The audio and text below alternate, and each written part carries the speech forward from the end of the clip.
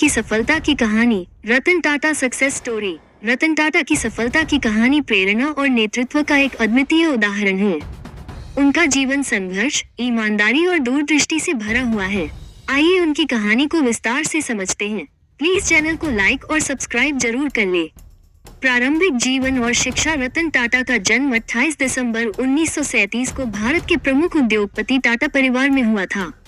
जब वे छोटे थे तब उनके माता पिता का तलाक हो गया और उनका पालन पोषण उनकी दादी लेडी नवाजबाई टाटा ने किया। रतन टाटा ने मुंबई के Cathedral and John Connon School से शिक्षा प्राप्त की और बाद में अमेरिका चले गए। उन्होंने कॉर्नेल यूनिवर्सिटी से आर्किटेक्चर की पढ़ाई की और हार्वर्ड बिजनेस स्कूल से एडवांस मैनेजमेंट प्रोग्राम पूरा किया। रतन टाटा ने मुंबई के Cathedral and John Connon School से शिक्षा प्राप्त की और बाद में अमेरिका चले गए। उन्होंने कॉर्नेल यूनिवर्सिटी से आर्किटेक्चर की पढ़ाई की और हार्वर्ड बिजनेस स्कूल से एडवांस मैनेजमेंट प्रोग्राम पूरा किया। करियर की शुरुआत। रतन टाटा ने 1961 में टाटा समूह में शामिल होकर अपने करियर की शुरुआत की। शुरुआती दिनों में उन्होंने टाटा स्टील की जमशेदपुर फैक्ट्री में काम किया, जहां उन्होंने मजदूरों के साथ काम करके जमीन से जुड़े अनुभव हासिल किए।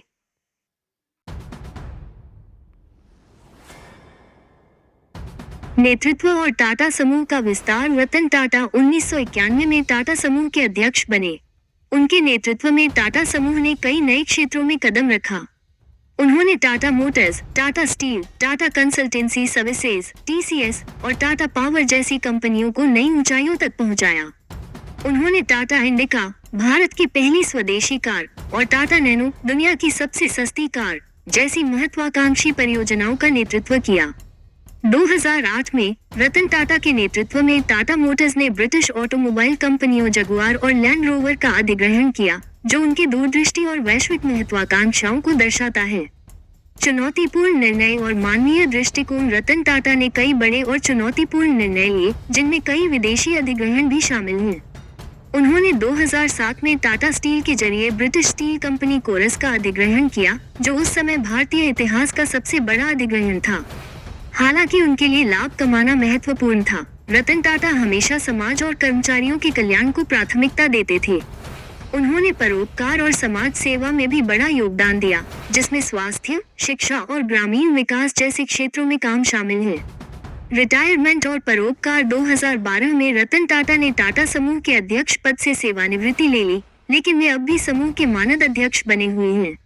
रिटायरमेंट के बाद उन्होंने अपने परोपकारी कार्यों पर अधिक ध्यान केंद्रित किया है।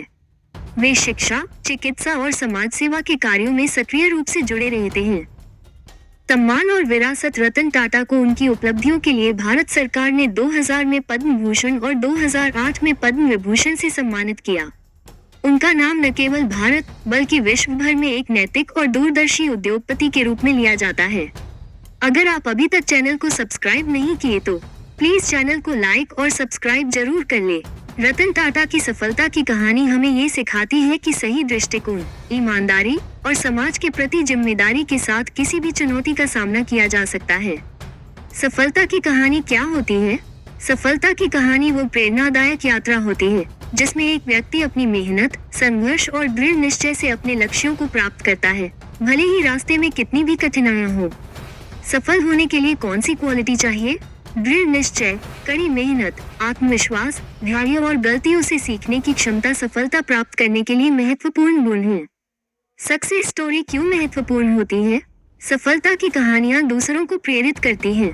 ये दिखाती है कि कोई भी परिस्थिति कितनी भी कठिन क्यों न हो, उसे दृढ़ संकल्प और मेहनत से पार किया जा सकता है। सफल लोगों की खासियत क्या होती है? सफल व्यक्ति में धैर्य, अनुशासन, सकारात्मक सोच, लचीलापन और लगातार सीखने की क्षमता होती है। वे असफलताओं से घबराते नहीं हैं, बल्कि उन्हें सीखने का अवसर मानते हैं। सफलता की सबसे प्रेरणादायक कहानियां कौन सी हैं?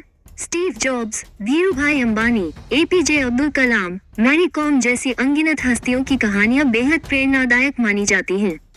इसके अलावा भारत में UPSC, IIT, JEE, नीट समेत तमाम बड़े कंपटीशन क्रैक करने वालों की कहानियां भी करोड़ों लोगों को प्रेरणा देती हैं।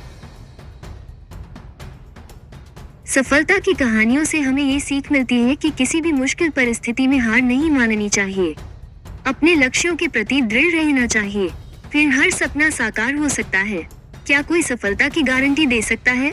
कोई भी सफलता की गारंटी नहीं दे सकता, लेकिन कड़ी मेहनत, सही दिशा और सकारात्मक दृष्टिकोण सफलता के अवसर बढ़ा जरूर सकते हैं। ये कहानी अच्छी लगी तो प्लीज चैनल को लाइक और सब्सक्राइब और शेयर जरूर कर ले। जय श्री राम जरूर लिखें।